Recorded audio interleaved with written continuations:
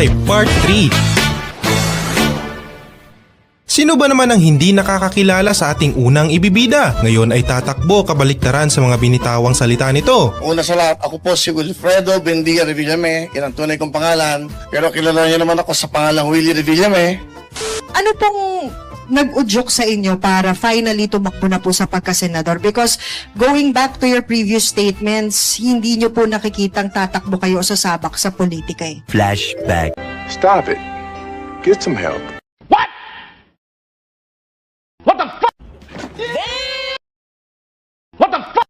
Kung sakaling tatakbo ako sa Senado, hindi naman ako magaling mag-English.